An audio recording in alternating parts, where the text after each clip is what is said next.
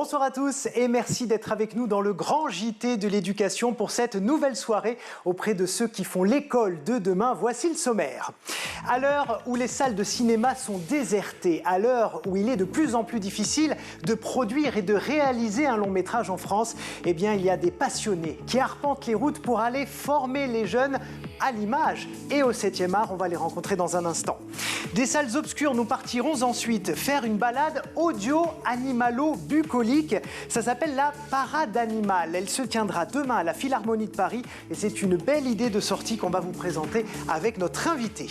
Et puis comme chaque vendredi, nous découvrirons de nouveaux et attendrissants regards d'enfants. Il nous parle cette semaine de l'écologie. Mais tout de suite, comme d'habitude, c'est l'actu en bref.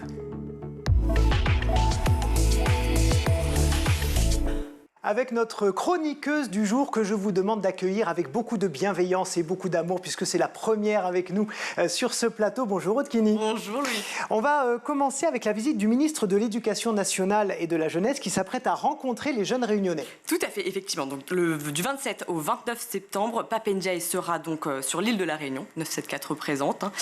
Une visite ministérielle initialement prévue en août puisque le département est le premier à faire sa rentrée à la mi-août. Voilà, à la mi-août.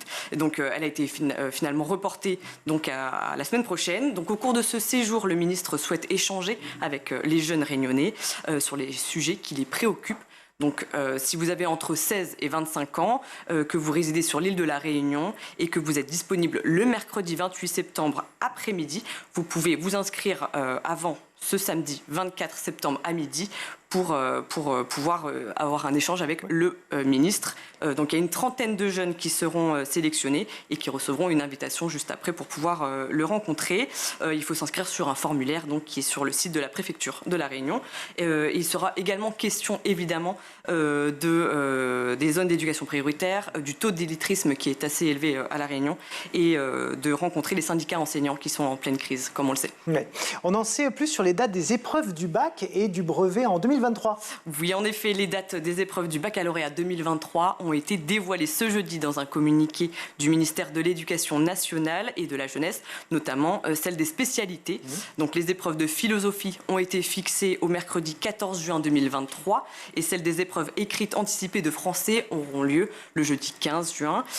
Pour le baccalauréat général et technologique, les épreuves écrites des enseignements de spécialité auront lieu les lundis 20, mardi 21 et mercredi 22 mars 2023 pour que les notes obtenues donc, soient prises en compte dans les dossiers Parcoursup. Oui.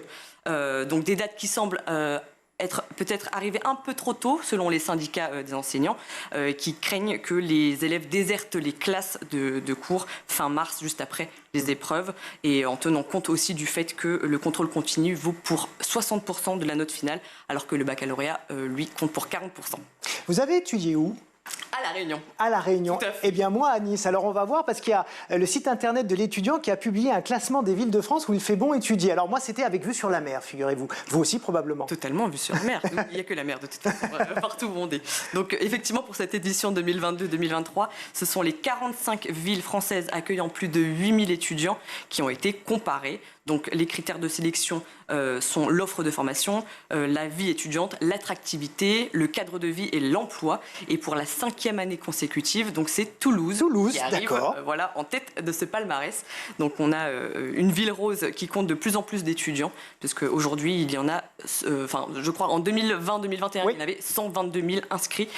Donc la ville de Toulouse se veut particulièrement attractive de par son offre de formation et son offre culturelle. Et Toulouse est suivie juste après par Rennes, qui garde sa 2e place cette année. Et en 3e position, on a 2 villes qui arrivent ex aequo. Donc c'est Montpellier et Strasbourg. Très beau Strasbourg, très beau. Très joli. Je ne suis jamais allée, mais j'ai entendu beaucoup de bien. Magnifique. Et on a Paris, notre ville, oui. Qui n'arrive qu'en 9e position. Eh bien, c'est pas très étonnant. C'est pas tellement étonnant, on est d'accord. Mais c'est parce que son offre culturelle, évidemment, elle est très bonne. Elle détrône toutes les villes. Mais le point noir, ça reste évidemment le loyer qui en effraie plus d'un et qui rend le cadre de vie assez compliqué. Et en dernière et 45e position, donc on retrouve Fort-de-France en Martinique. Donc la ville vient de faire son entrée dans le classement avec 8000 étudiants depuis 2020.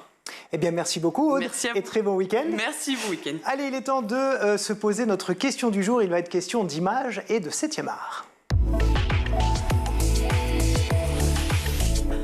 Comment transmettre la passion du cinéma à des jeunes qui sont bien plus intéressés par Instagram, TikTok et YouTube?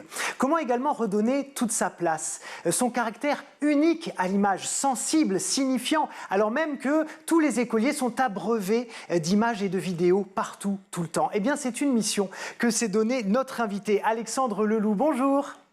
Bonjour. Alors vous êtes directeur artistique, programmateur, coordinateur, rédacteur de support du dispositif Ciné-Jeunes, qui est un dispositif donc d'éducation à l'image par le cinéma. C'est bien ça. C'est ça, absolument. Alors racontez-nous déjà d'où vous est venue cette idée, cette envie d'accompagner les jeunes vers le 7e art.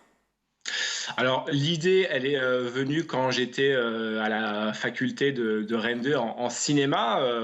Je faisais un parcours d'art du spectacle et donc je suis entré dans cette association qui faisait déjà, avant que je sois là, de l'éducation à l'image. Mais petit à petit est venue l'idée quand même de rendre ça beaucoup plus... de structurer ça, d'améliorer le dispositif pour rendre le travail d'éducation à l'image plus performant, je dirais, j'ai envie de dire de rendre ça plus performant. Et puis surtout, ce que j'ai constaté moi dans mes études, c'est que l'analyse de film était quelque chose d'abord d'extrêmement plaisant, qui était un peu le parent pauvre de toute la chaîne du cinéma. Voilà, donc c'est venu un peu comme ça. Justement, on va faire peut-être un petit état des lieux. Je le disais, les salles sont malheureusement désertées. Il est de plus en plus compliqué de produire, de réaliser des films de fiction en France. Les plateformes en plus sont arrivées. Finalement, comment est-ce que le cinéma peut retrouver un nouveau souffle grâce à votre accompagnement auprès des enfants? Eh bien, je pense que c'est ça. Bon, il y a tout un tas de facteurs qui expliquent la crise des cinémas. La pandémie notamment, évidemment. Rendre la spécificité du cinéma pourrait être un outil, c'est-à-dire que les jeunes, mais pas uniquement les jeunes, sont abreuvés d'images. On a des tuyaux, des flux d'images comme ça permanents. Et justement, ce qui peut être intéressant, c'est justement de proposer un peu d'arrêter ce flux. C'est-à-dire de prendre le temps de regarder une image qu'on a pu voir précédemment dans un film, pour prendre le temps de la regarder, de l'interpréter, de voir tous ses composants. Parce que quand le film, qui est quand même, on l'oublie un peu trop souvent, une œuvre d'art, elle offre un plaisir que n'a pas forcément toutes les autres images, qu'elles n'ont pas forcément, c'est le plaisir esthétique. C'est-à-dire il y a un vrai plaisir à comprendre une image, à comprendre l'intention, à comprendre l'intelligence qui passe à travers un cinéaste. Et je pense que c'est peut-être l'une des solutions, sans doute pas la seule, pour que le cinéma puisse repartir, c'est-à-dire être accompagné et mettre en avant sa spécificité, oui. Effectivement, c'est important ce que vous dites, de bien délimiter ce qui est une œuvre cinématographique, donc un cadre bien fait avec une belle lumière, une belle mise en scène, et les vidéos YouTube qui sont faites pour la plupart avec très peu de moyens et très peu d'œil artistique. Mais justement, racontez-nous concrètement ce que vous faites dans les écoles. Vous allez voir quel type de classe et puis qu'est-ce que vous leur proposez en réel, en concret?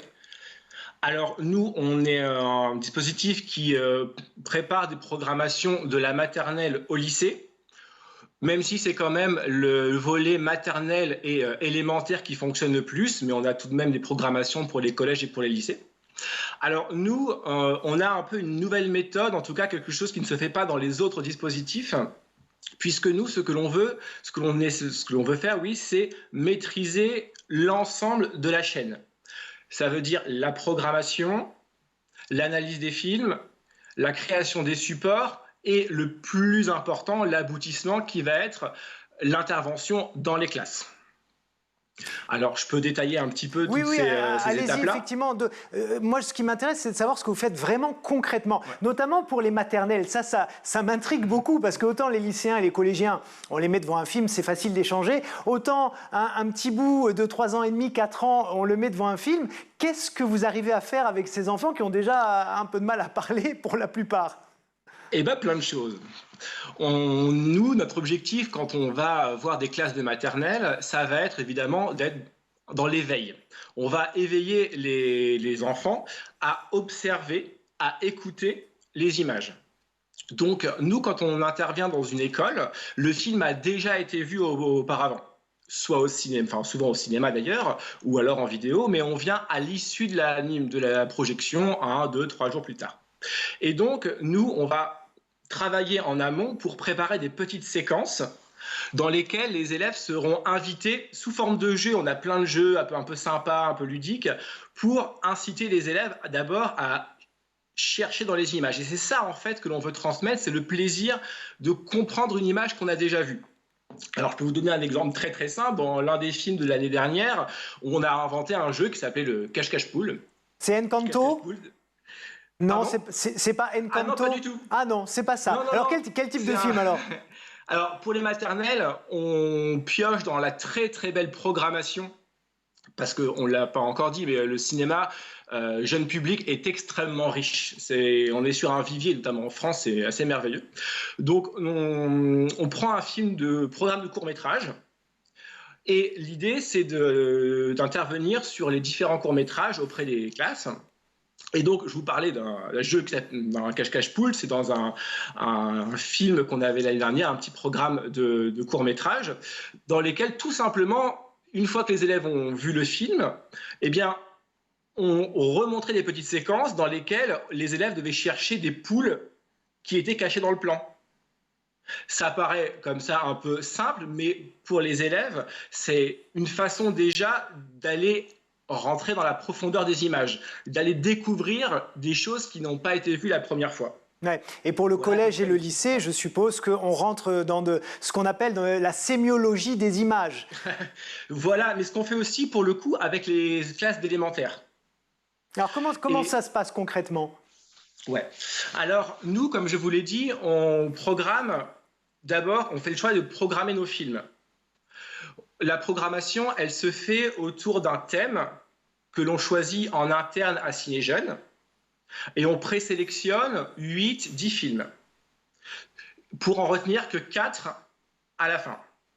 Et nous ne sommes pas les seuls à choisir le film, puisqu'on va demander à des enseignants qui adhèrent à notre dispositif d'accepter de faire partie de notre jury.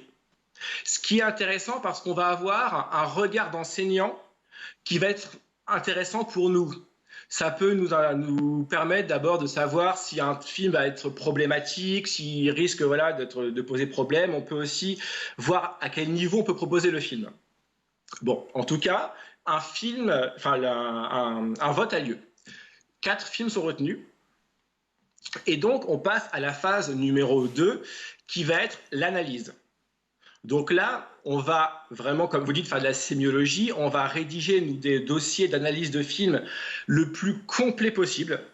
On n'est pas dans l'exhaustivité parce que c'est impossible, mais l'objectif un peu officieux qu'on se donne, c'est d'être en mesure d'analyser et d'expliquer 95% des plans d'un film.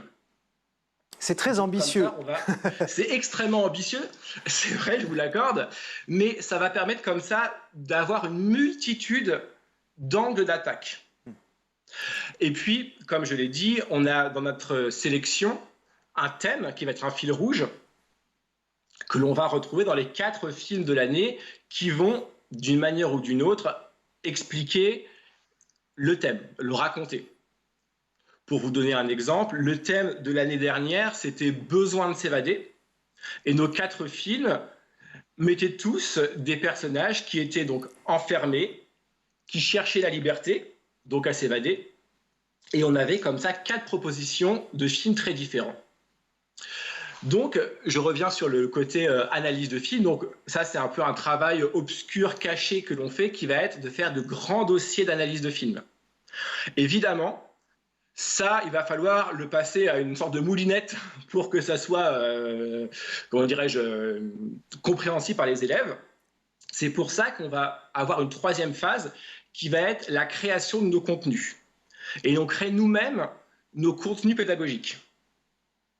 Donc, 2 grands contenus, un livret, un carnet qui va être distribué à chaque élève. Et dans ce carnet, on va avoir pour chaque film sélectionné une double page avec 2, 3, 4 activités que l'on va corriger avec les élèves pendant l'animation. Et cette activité-là va en fait être une sorte d'introduction, de rampe de lancement vers un point d'analyse que l'on va justement travailler avec les élèves. Alors, il y a quelque chose aussi que vous faites et qui est extrêmement intéressant, je trouve, c'est que, bon, il y a le côté analyse de films, diffusion de films, mais vous faites aussi tourner les élèves. Et alors ça, c'est encore une autre paire de manches, et ça doit être assez, à la fois incroyable et difficile à gérer, parce qu'on sait que les collégiens et les lycéens, dès qu'ils passent devant une caméra, c'est tout un événement. Racontez-nous ce que vous proposez et comment ça se passe, ces tournages de courts-métrages dans les écoles. Dans les écoles, donc c'est même plus avec les écoles primaires, encore une fois. Ouais. Collège un petit peu, mais plus primaire. Ouais. Donc là, nous avons quelqu'un dans l'association, Julien Bervas, qui s'occupe de ça. Et donc, ça va être un projet qui va s'étendre sur toute l'année scolaire. L'intervenant va systématiquement dans l'école pour faire différents ateliers, puisque le but, c'est que le film soit pensé et réalisé entièrement par les élèves. Ça veut dire qu'il y a un premier atelier scénario, puisque le but, c'est qu'une classe écrive le scénario. Donc, on a des cours théoriques, on fait des allers-retours, mais c'est la classe qui fait le scénario. Ce qui va ensuite déclencher d'autres ateliers, d'autres métiers. Un atelier dans la recherche de décors, d'accessoires. Pour vous donner un exemple, cette année, l'année dernière plutôt, avec Julien, il y a eu un film qui a été réalisé dans une école à Blois. Et donc, l'école a pu tourner dans le château. Ah, ça c'est super chouette. C'est la classe. Ouais, c'est un très beau souvenir, je suppose, pour tout le monde. Et voilà, donc c'est ça. Et après, recherche de décors, d'accessoires, de costumes, petit atelier de storyboard. Comme ça, le scénario est travaillé et découpé, pour voir quels plans vont mieux aller avec la scène sélectionnée. Un casting aussi, puisqu'on ne fait pas d'animation, on ne fait que des prises de vue réelles, donc ce sont les enfants qui jouent. Alors justement, la question est, qui est la vedette ? Comment vous faites pour dire qui est réalisateur, qui est à la lumière, qui est à la machinerie et qui est le Leonardo DiCaprio de demain ? Alors il y a beaucoup de... Je suppose que ça doit se battre un peu dans les classes quand même. C'est d'ailleurs toute une problématique parce que il y a un seul rôle. Il y a plus de rôles, il y a plus d'élèves que de rôles, donc ça peut faire des tensions. Et donc ça, c'est quelque chose que l'on gère, la tension qu'il peut y avoir, la frustration. C'est pour ça qu'on échange beaucoup avec les enseignants, parce que ça a besoin d'être canalisé, effectivement. Mais oui, les élèves doivent s'inscrire au casting, passer des bouts d'essai devant d'autres enfants. Et puis, il y a un choix qui est fait. Et puis, une classe va ensuite être responsable du tournage. Et donc, à tour de rôle, les élèves vont prendre la caméra, faire la script, prendre le son, etc., etc., pour que le film soit vraiment tourné de A à Z par les enfants. Alors, sans langue de bois, s'il vous plaît, est-ce que le résultat est toujours à la hauteur ou est-ce que parfois, ou même la plupart du temps, c'est un peu, je dirais, médiocre, entre guillemets, ou au contraire, est-ce que vous avez de très très belles surprises et de beaux exemples à nous partager sur des réussites où vous vous êtes dit, waouh, là franchement, pour leur âge, ils m'ont épaté? Ben oui, c'est plutôt ça. Alors, faut pas s'attendre à une grosse production, ça reste un projet d'école. Donc évidemment, les films sont forcément avec des défauts, mais c'est pas grave, c'est un projet d'école. Par contre, sur leur sérieux, sur leur implication, c'est toujours très très bluffant. Les enseignants sont toujours aussi épatés de voir la façon dont ils s'imprègnent du film. Donc à la fin, il y a toujours aussi une projection au cinéma, ça conclut le projet avec les parents au cinéma. Donc c'est toujours un moment important. Évidemment, ça reste un projet d'école. Mais quels sont les grands thèmes qui sont abordés dans le scénario? Est-ce que vous les engagez à parler, par exemple, je sais pas moi, des discriminations, de la grossophobie, peu importe, ou est-ce que ce sont eux qui sont moteurs et qui vous disent, tiens, moi j'aimerais bien parler de telle chose ou de telle chose, et est-ce que ce sont des sujets sociaux ou de fiction vraiment, un peu comme au cinéma classique? Il y a les deux. Parfois, ce sont les enseignants qui dirigent vers un projet d'école. Donc, effectivement, ça peut être la tolérance ou des choses comme ça. Ou alors, c'est l'imagination des élèves qui fait le film. Ouais. Et alors, vous disiez qu'il y avait une diffusion après au cinéma. Je suppose que les parents sont invités à regarder ce qu'ont fait leurs enfants? C'est ça, Et voilà, alors, c'est la conclusion du projet. qu'est-ce qu'ils vous disent à la fin? Est-ce qu'il y en a qui viennent vous voir en disant bravo, merci, parce que j'ai senti que mon fils avait pris vraiment à cœur, il me parle de ça à la maison. Est-ce que vous avez des retours comme ça? Oui, c'est à peu près ça. Là, c'est plutôt mon collègue Julien qui est Bervas, qui s'occupe vraiment du projet, qui pourrait répondre. Mais oui, il a ce genre de réaction-là parce que les élèves et les parents sont évidemment hyper contents de voir leur enfant devant l'écran, ouais, bien sûr. J'ai vu sur votre site internet que vous aviez noué un partenariat avec des écoles au Gabon. Est-ce que c'est toujours Oui. le cas et pourquoi le Gabon et qu'est-ce qui se passe là-bas en lien avec ce que vous faites? Alors ça, c'est un projet qui est né un peu par hasard l'année dernière, puisqu'on a un de nos animateurs qu'on avait recruté il y a 2 ans, qui est parti au Gabon, qui était gabonais, et qui a, lui, noué un partenariat avec l'Institut français du Gabon. Alors c'est entre parenthèses cette année, mais on travaille justement pour peaufiner ça et le rendre peut-être plus solide les années précédentes, enfin les années prochaines plutôt. Et l'idée, c'est de faire la même chose que ce que l'on propose en France, de l'intervention d'éducation à l'image auprès des enfants. Donc là, c'est très ciblé Libreville, mais on va essayer de développer ça pour les prochaines années. Alors, on va vous faire un petit peu de pub si vous voulez bien. Si des écoles nous regardent et se disent « mais c'est vachement bien, je veux que ce jeune-là vienne dans mon école et organise des choses ». Est-ce que vous êtes mobile sur toute la France? Combien ça coûte? Voilà, racontez-nous tout. Alors donc nous, je ne l'ai pas encore précisé, on est basé à Chantepie, près de Rennes. Mais on est mobile, comme vous dites, et par exemple, les films qu'on a pu faire l'année dernière étaient étendus sur tout le territoire. On a eu un film à Lyon, on a eu un film dans le Doubs, on a eu un film à Blois, comme je vous le disais. Donc, on est mobile. Alors, nous, on fait des facturations qui sont à la demi-journée d'intervention, qui sont autour de 300 € la demi-journée, plus les frais de transport. Voire d'hébergement. Et c'est vous, je suppose, qui fournissez le matériel de réalisation, oui, bien sûr, oui. Tout ça. Tout est clé en main, par contre. Ouais. Qu'est-ce qui va arriver là pour vous dans l'association dans les semaines et les mois à venir? Est-ce que vous avez des grands projets à nous partager? Alors d'abord, là, on est sur c'est la préparation de la saison qui vient. Donc, notre thème de l'année 2022-2023 là, est en train d'être lancé. On a donc une thématique qui s'appelle « Sous une autre apparence » pour les écoles élémentaires, avec 4 films, Le Peuple Loup, Calamity, Belle et Même les souris vont au paradis, qui sont, comme je vous disais, 4 films qui vont s'articuler autour de l'idée de transformation de personnages, homme, animal, garçon, fille, etc., etc. Donc là, on est en train de lancer l'année, de créer nos supports, de finir d'analyser, puisque là, les inscriptions aussi se font. Et on a aussi les projets films qui commencent aussi à prendre. Voilà, les écoles s'inscrivent et ça va être lancé. Et voilà, c'est à peu près dans l'immédiat nos projets. C'est déjà très bien.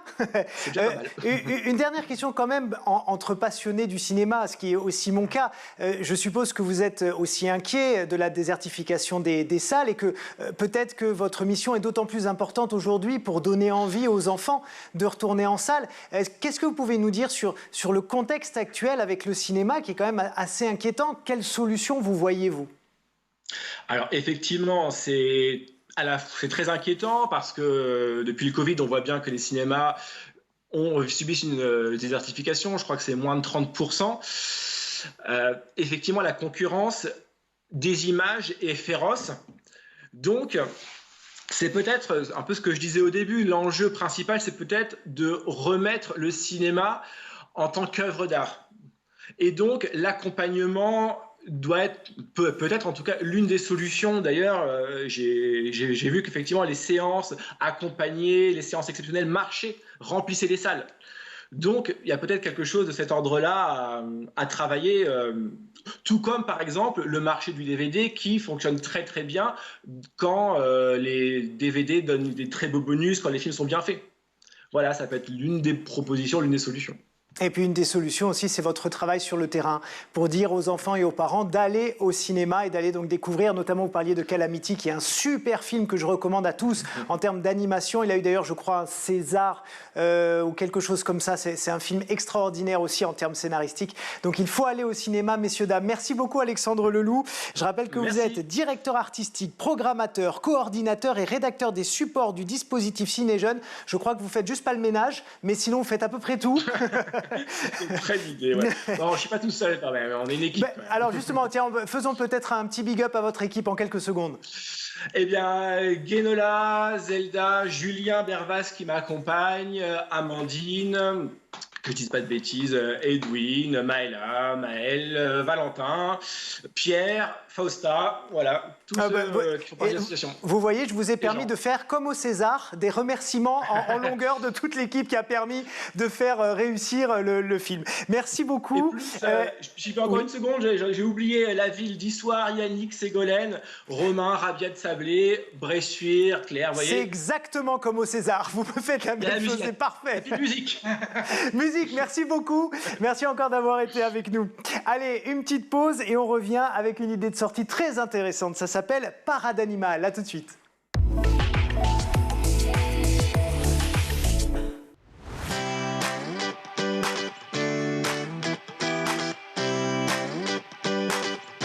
Tous les matins, retrouvez Emmanuel Davidenkoff et son équipe dans La Quotidienne. En compagnie d'un invité fil rouge, il vous propose des clés de compréhension et des pistes d'action en matière d'éducation. Vous venez de le dire, on parle d'intégration. Là, aujourd'hui, ce qu'il faudrait, c'est que l'inclusion se mette en place réellement. Parents, profs, élèves, élus, Patrice Boisfer vous donne la parole chaque jour dans le MAG pour aborder une thématique clé de l'éducation. L'idée, c'était de dire, vous pouvez le faire, c'est une volonté. Chaque jour, faites bouger le monde de l'éducation dans l'école du futur. Avec ses invités, Marjorie Paillon inspire vos enfants et les guide vers les métiers de demain. Le goût de l'effort qui est absolument nécessaire de développer chez un enfant, on peut le proposer avec un outil numérique. Tous les soirs dans le Grand JT, Virginie Guillaume débriefe de l'actualité du jour. Politiques et acteurs de l'éducation se questionnent sur l'avenir de nos enfants à l'école. Et j'espère qu'un jour, on y arrivera le jour où on aura suffisamment un parcours de citoyenneté solide et qu'on aura donné aux jeunes de 16 ans la capacité de voter avec tous les outils dont ils ont besoin. Chaque semaine, Malika Ménard reçoit une personnalité qui se confie sur ses souvenirs d'écolier et sa vision de l'école d'aujourd'hui et de demain. Je vois du vert, je sais pas pourquoi. Non mais des plantes. En fait, je pense que j'aimerais qu'il y ait beaucoup plus de choses en pratique. Oui. Ça, c'est mon école rêvée. Et la réalité ? En réalité, ça va être des ordinateurs, des tablettes, du numérique. School TV, imaginons ensemble l'école de demain.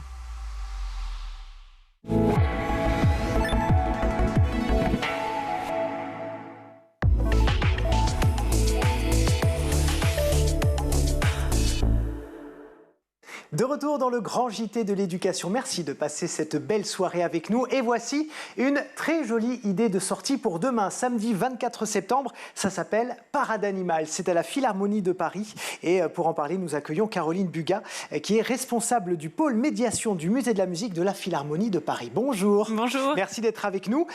Dans le vif du sujet tout de suite, qu'est-ce que c'est que cette Parade Animal ? Alors, Parade Animal, c'est un événement qui va avoir lieu donc effectivement demain en trois temps, sur 2 espaces. Donc, comme vous l'avez dit, l'exposition Musique Animale qui vient d'ouvrir dans l'espace d'exposition de la Philharmonie de Paris et à la Philharmonie des enfants, qui est un espace entièrement dédié aux enfants qui a bientôt 1 an.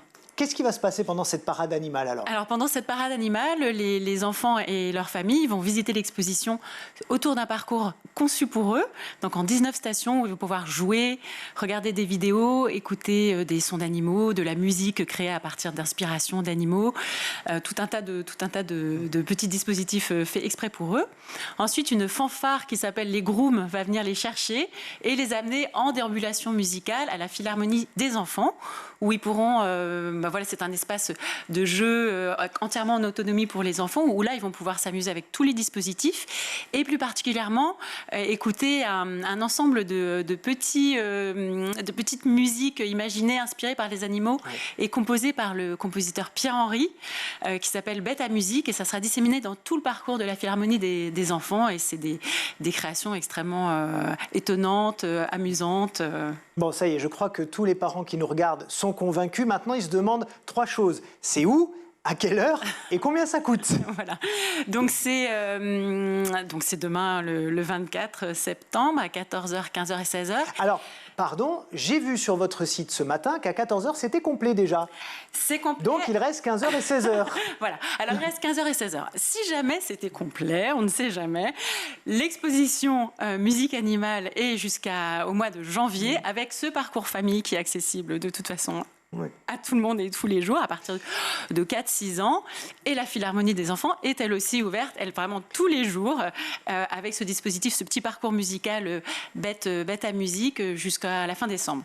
Donc voilà, il y a une chance de se rattraper ultérieurement. Combien ça coûte très précisément? Alors combien ça coûte très précisément? On va envoyer les gens sur le site internet. Je pense que c'est le mieux. Je pense que c'est le mieux pour qu'ils aillent voir ça. Pour demain. Ça marche. Donc l'exposition musique animale, on vient d'en parler, donc c'est jusqu'au 23 janvier, hein, c'est ça, ou 29 janvier, je ne sais plus exactement. C'est le 29. 29, c'est ça. Qu'est-ce qu'on y trouve vraiment concrètement dans cette exposition-là? Alors c'est une exposition dédiée au monde animal dans toute la richesse de ses sonorités, des cris d'animaux, des chants d'animaux, en mettant également en avant malheureusement la disparition de la biodiversité et la disparition de tous ces sons du monde animal. Mais c'est également une exposition qui va mettre en avant toutes les créations artistiques qui sont inspirées par les animaux, que ce soit des créations sonores, mais également beaucoup de créations de tableaux ou de créations contemporaines.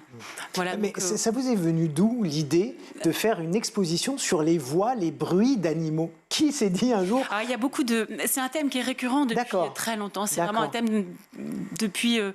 je pense, on a des traces très anciennes, par exemple, de singes musiciens. On a dans l'exposition des miniatures qui datent de l'Égypte, de l'Égypte ancienne. Donc il y a toujours ce lien entre les animaux et la musique, le son des animaux, que ce soit pour les imiter ou alors les sublimer ou parfois s'en moquer. Il y a toute une démarche de fascination de toute façon à l'égard de ces sons animaux. Il y a des très beaux exemples dans l'exposition avec par exemple le chant des baleines, une salle immersive avec des images magnifiques de baleines en train de danser, et ce chant des baleines qu'on entend tel quel, et puis ensuite on entend des réinterprétations en rock, en jazz d'artistes qui s'en sont inspirés. Voilà. Mais justement, tous ces cris d'animaux, est-ce que vous arrivez à leur donner un sens, puisqu'on sait évidemment que les animaux communiquent entre eux, donc est-ce que c'est aussi une façon d'expliquer aux enfants qu'en fait les animaux ont un langage également, et que ce langage, c'est guttural pour certains, d'autres ce sont des sons très aigus, enfin est-ce qu'il y a un petit peu de ça? Oui, alors il y a forcément une composante scientifique. On montre toute cette variété dans beaucoup d'aspects. Par exemple, on va montrer les appos. Alors les appos, qu'est-ce que c'est? Ça va être imité vraiment de façon assez précise. Souvent, c'est les chasseurs qui s'en servent pour attirer les oiseaux et voilà. Le gibier, mais pas que ça. Il y a aussi cette fascination de la peau pour à la fois attirer, mais parfois aussi repousser les animaux. Et puis surtout ce savoir-faire humain qui va tenter de reproduire avec les moyens du bord au départ ces sons animaux. Il y a également toute une partie qui est assez fascinante sur le chant sur les sons des insectes, donc qui vont être amplifiés et là aussi qui vont donner lieu à des créations. Donc on met en regard par exemple le vol du bourdon, qui est une pièce très connue de Rimsky-Korsakov, et le son que produisent vraiment les bourdons. Donc il y a toujours cette juxtaposition des voix animales et puis cette création qu'on en a, ce regard qu'on en a, et puis cette tentative de les comprendre ou de communiquer avec eux par les appos notamment, et puis par tout un tas d'autres dispositifs. Mais justement, moi je me demandais où est-ce que vous êtes allé chercher ces voix et ces bruitages. J'imagine un ingé son de la Philharmonie de Paris qui s'est mis comme ça à côté des cigales ou des criquets pour recueillir vraiment la substantifique moelle de ce son. Comment vous avez travaillé pour récupérer tout ça? Alors, En fait, il y a des artistes qui s'intéressent depuis des dizaines d'années à ces sons du monde animal, comme Bernie Krause par exemple, qui sont des bioacousticiens qui vont justement, qui se sont intéressés et qui sont allés collecter des sons d'animaux. L'exposition commence de façon assez majestueuse avec une première section dédiée au chant des oiseaux. Donc on a des tableaux qui datent du XVIe siècle par exemple, et puis un instrument de musique en forme de pan indien, et puis une magnifique création en plume de pan également, et le tout sur une musique, d'une collecte en fait de musique de chants d'oiseaux dans différents endroits du monde. Et voilà, c'est pas nous qui avons eu l'idée, ça, c'est des idées qui existent bien avant nous. Et c'est très intéressant de voir que l'humain et l'animal sont connectés et que l'humain s'est nourri artistiquement de tout ce qu'il voyait. D'ailleurs, c'est peut-être un des messages, c'est en gros, protégeons les animaux parce qu'en fait, ils sont bien plus que des animaux, ils sont aussi une source d'inspiration. Exactement. Protégeons les animaux, et puis il ne faut pas oublier que la plus grande partie des instruments de musique est composée de parties d'animaux. C'est vrai. Et que quand les animaux disparaîtront, s'ils disparaissent, croisons les doigts que ça n'arrive pas. Ça n'arrive jamais, ou le moins possible. Voilà, le moins possible. Ça va être des pans entiers peut-être de musique qui vont disparaître. Donc les deux sont effectivement intimement liés de façon très profonde.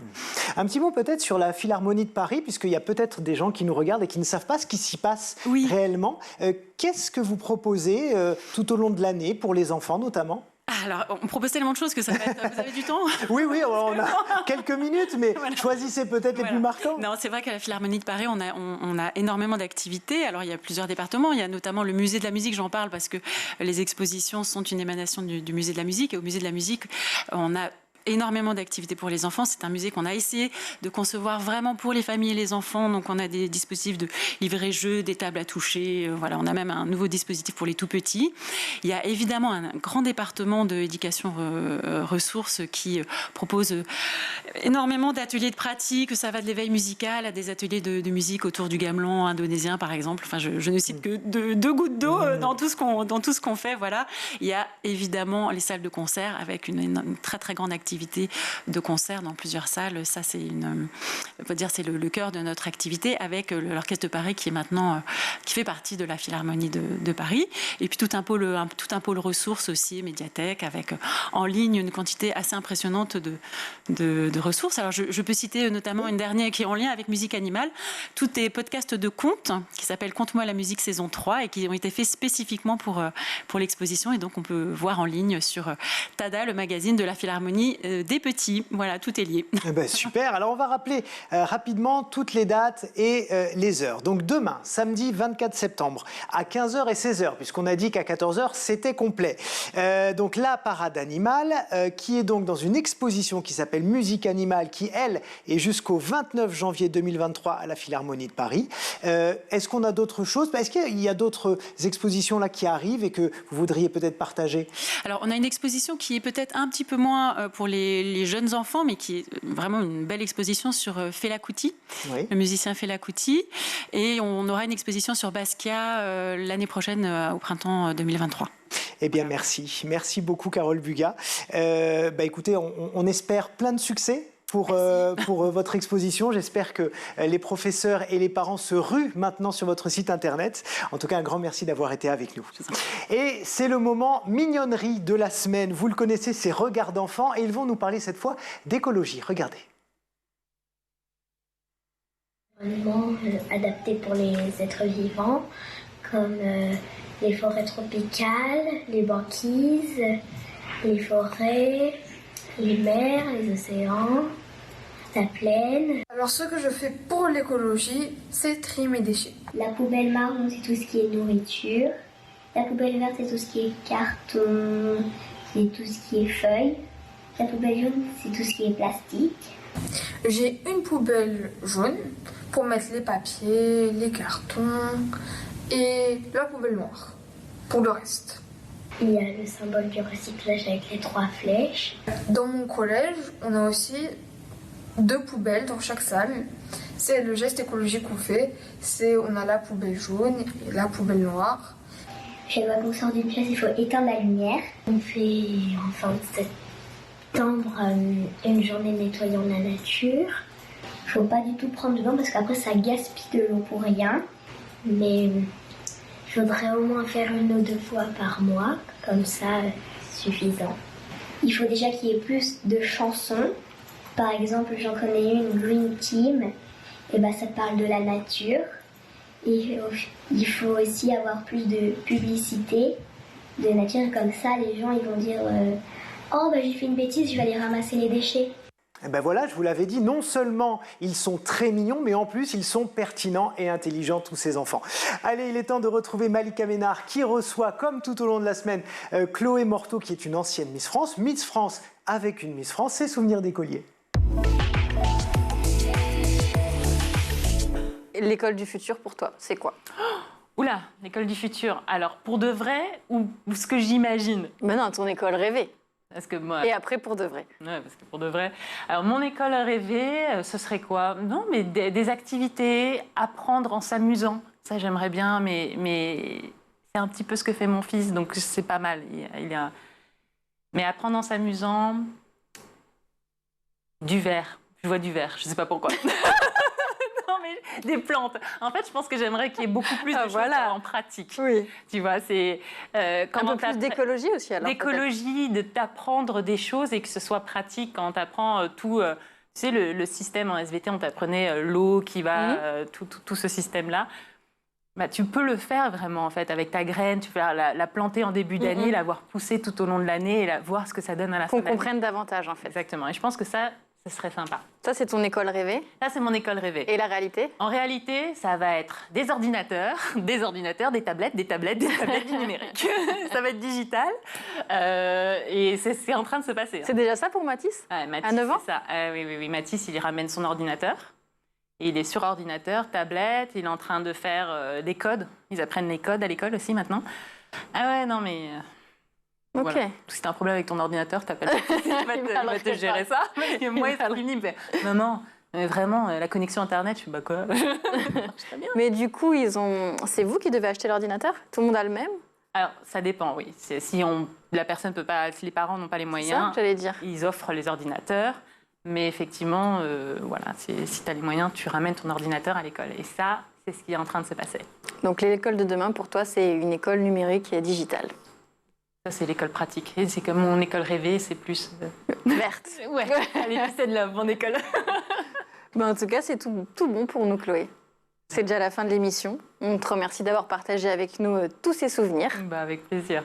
Et puis nous, on se retrouve la semaine prochaine pour un nouveau numéro de Souvenirs d'écolier sur School TV. Merci beaucoup Malika, et à lundi avec votre nouvel invité. Et c'est parti, vous le connaissez, c'est l'habituel Zap de School TV. On va parler des doudous. Mais oui, bien sûr, c'est une récré doudou parce que si vous avez des enfants, vous qui nous regardez, vous savez à quel point le doudou est essentiel pour un enfant. Ça les rassure et puis gare à vous si vous le perdez, mais encore plus gare à vous si vous avez osé le laver.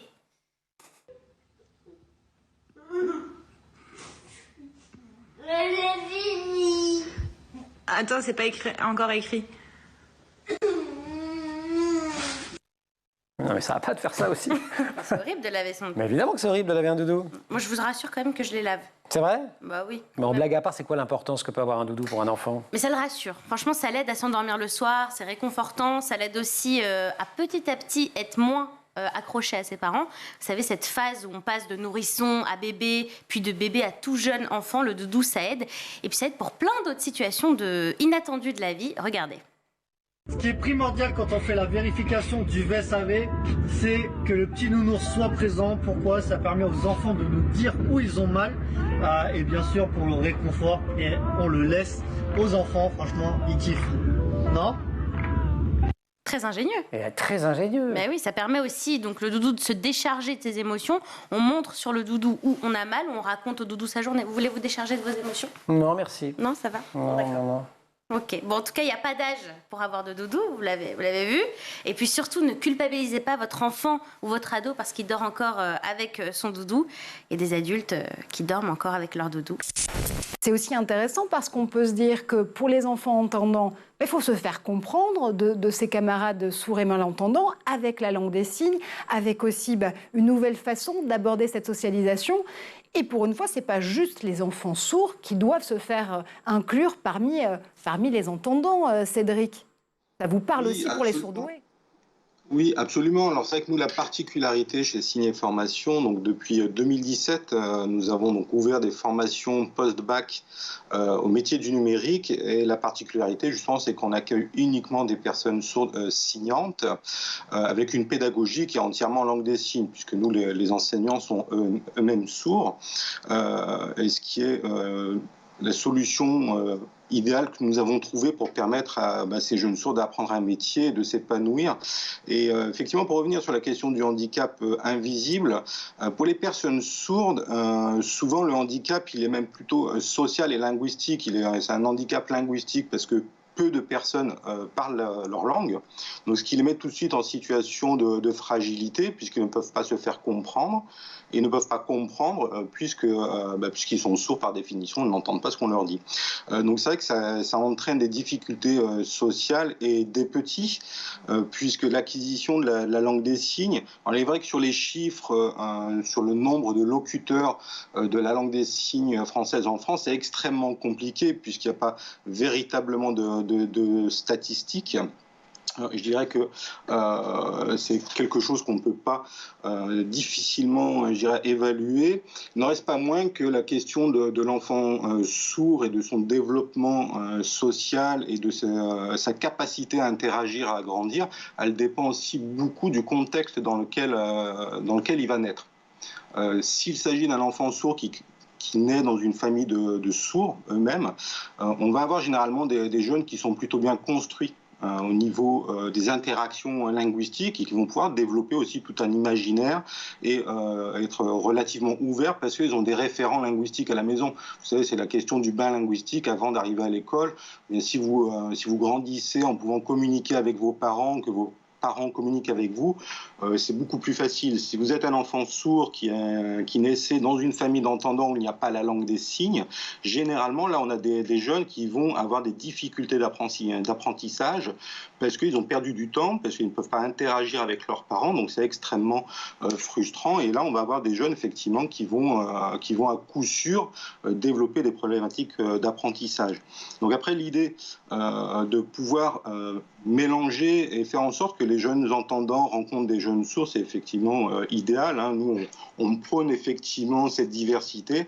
Et au sein du campus lyonnais dans lequel nous sommes, il y a quasiment 1000 étudiants, il y a beaucoup d'entendants. Et c'est vrai que c'est une vraie richesse pour eux aussi de voir des sourds finalement. Parce que, comme vous le disiez, c'est un handicap invisible. Certainement, tous les jours, nous croisons beaucoup de sourds, mais nous ne les voyons pas. L'État fait de son mieux. Est-ce qu'aujourd'hui, il y a des kits scolaires gratuits qui sont distribués? Est-ce que justement, il y a des initiatives qui vont dans ce sens-là aujourd'hui? Alors, pour des élèves prenant la classe du primaire du CP1 au CM2, c'est près de 5 919 000 kits scolaires qui seront distribués pour un montant global de 10,5 milliards de francs CFA. C'est-à-dire effectivement que l'école obligatoire n'est pas qu'un slogan. On peut également dire que les moyens pour y parvenir essaient de ralentir un peu l'ambition, essaient de contenir l'ambition. Mais je pense que tout part de la volonté politique. La volonté politique est affichée. Vous parliez tout à l'heure des cantines scolaires. Effectivement, les cantines ont beaucoup plus de sens. Je m'explique en pesant bien sûr mes mots dans les établissements publics aujourd'hui. Mais cette année, c'est près de 5300 cantines scolaires qui vont voir le jour. Donc, c'est dire qu'il y a beaucoup de choses qui sont faites parce que il y a une étude qui a relevé dernièrement qu'il y a beaucoup d'enfants qui décrochaient au niveau de leur scolarité par manque d'accompagnement au niveau des aliments. Quand vous prenez des villages où l'enfant entre midi et 2 est obligé de se rendre au champ pour accompagner son père ou encore pour se restaurer. Et par moment, il est gagné par le virus de la paresse et donc il ne peut plus revenir à l'école. Vous voyez que les rapports, les réalités diffèrent d'un moment à l'autre et d'un environnement à un autre. Et donc, c'est pour endiguer toutes ces vagues pour endiguer tous ces problèmes, bien sûr que l'État prend ses dispositions. Ceci dit, effectivement, il faut passer à l'échelle. 5332 cantines scolaires, oui, on peut dire que c'est beaucoup, mais il y a encore et encore des villages qui méritent donc d'avoir des cantines scolaires, parce que vous avez relevé tout à l'heure, et moi ça m'a beaucoup touché, il y a près de 2 millions de jeunes filles qui ne bénéficient pas d'une éducation de qualité. Le droit à l'éducation est un droit, et je pense que si c'est promu donc dans tous les textes et même par la Constitution ivoirienne, cela mérite donc d'être accompagné. Il y a un choix là encore structurant qui est, vous leur faites jamais la morale? Non. Enfin, en tout cas, vous ne donnez pas ce sentiment. L'ado qui sommeille en moi n'a pas senti qu'on lui faisait la morale, par exemple. Tant mieux, pari réussi alors. Non, c'est important et je pense que c'est aussi... bon, ça rejoint un peu le fait que ce soit écrit par des meufs qui ont l'âge de Zendaya, mais notre positionnement, c'est peut-être un peu plus celui de la grande sœur. Grande sœur, oui, qui a un peu de recul sur ce qu'elle a vécu, mais certainement pas celui peut-être d'autres livres où on pourra trouver un peu plus de psychologie ou de choses de la part des parents. On se situe entre les deux et on n'a rien à leur dire parce qu'on n'a pas fait mieux. Si on prend un exemple concret, l'alcool par exemple, alors vous leur dites que c'est quand même pas super bon pour la santé, mais vous leur dites pas frontalement de ne pas boire quand elles boivent trop en soirée par exemple. Qu'est-ce que vous leur dites? C'est complètement irréaliste. Ouais, c'est ça. En fait, c'est notre positionnement aussi, c'est de donner les informations qui sont censées être dissuasives. Hein. C'est de la même chose pour les MST, quand on lit le détail. A priori, c'est... Ah oui, il y a un tableau très dissuasif, je dois dire. On a tout, la gonorrhée, le truc, le machin. C'est de rappeler les risques. Je ne sais plus où elles sont, mais je l'ai vu, ce tableau. Rappeler les risques tels qu'ils sont et en même temps, pas ignorer le fait que de toute façon, ils vont boire. Donc, une fois que tu as bu, comment tu te protèges? Si tu dois rentrer et que tu es bloqué quelque part, comment tu fais? Si tu as un copain qui est pas bien, comment tu peux l'aider? Et ça, c'était hyper important et c'est des choses très concrètes que je pense qu'on a tous vécues et que je pense que c'est important de les prendre en compte. Il est là le tableau des IST, les infections sexuellement transmissibles. Vous voyez, il y a plusieurs entrées. Les symptômes voilà, caractéristiques, transmission, dépistage, symptômes, conséquences, traitement. Et puis bon, là, dans les symptômes, on ne se pas super réjouir, mais c'est bien, c'est informatif. Sur ce sujet, comme sur plein d'autres, il y a cette idée que les adultes peuvent être des alliés. D'ailleurs, c'est intéressant quand on vous demande, vous, votre adolescence, un des premiers trucs que vous dites, c'est ça s'est bien passé avec les parents, quoi. Ouais, et j'ai un exemple très concret d'ailleurs là-dessus, c'est qu'un jour j'étais adolescente et j'étais en soirée, il y avait quelqu'un qui était vraiment pas bien et on ne savait pas quoi faire parce qu'on était adolescents et j'étais la seule qui était suffisamment à l'aise pour appeler ma mère et lui dire qu'est-ce que je fais, est-ce qu'il faut que j'appelle SOS médecin, et typiquement ses parents à elle, on ne pouvait pas les appeler et en réalité je pense que si ça avait, on aurait probablement trouvé une solution. Mais je pense que ne pas avoir cette confiance avec les parents, ça met souvent plus en danger qu'autre chose et ça c'est aussi un travail de la part des parents à faire, j'imagine. Include, c'est une EdTech pas comme les autres, puisque vous vous définissez vous-même comme une maison d'édition bilingue, français et langue des signes. Ce sont deux cofondatrices qui ont lancé cette belle aventure en 2017, Marlène Warnerin et Brigitte Gros-Massia. Avant Include, il n'y avait pas de littérature pour les enfants malentendants. Alors, effectivement, on a répondu à un besoin puisqu'il n'y avait vraiment aucun support de lecture adapté en langue des signes, hormis quelques livres avec des DVD à la fin, mais le numérique n'était pas utilisé au profit de l'accessibilité, on va dire, de la lecture. Et l'accès à la lecture pour les personnes sourdes, ça passe énormément par la langue des signes. Le contenu en langue des signes est ainsi lu et compris et ensuite on peut passer plus facilement au français écrit en fait. Ina Ouattara, en 2017, un enfant sur 3 restait hors du système scolaire. On pense qu'il y a une majorité de filles. Est-ce que justement la donne peut changer dans les prochains mois, dans les prochaines années, dans votre pays ? Alors, je l'espère bien, notamment parce que nous avons des lycées d'excellence, notamment celui que j'ai fait, et il y en a un autre d'ailleurs à Abidjan qui vient d'ouvrir, pour former exclusivement les filles. Donc, on est encore dans le cadre école de garçons, école de filles. Pas tous, mais l'idée, c'est que justement, ces lycées-là puissent permettre aux jeunes filles d'accéder au même type de formation que les garçons.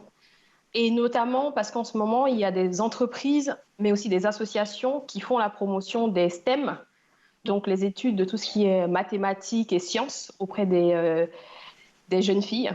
Et c'est promu notamment par des entreprises comme la CIE, la SODECI, qui sont nos entreprises d'électricité, d'eau locales, mais aussi des fondations, et le public qui s'investit justement dans la création des écoles féminines ou, on va dire, mixtes.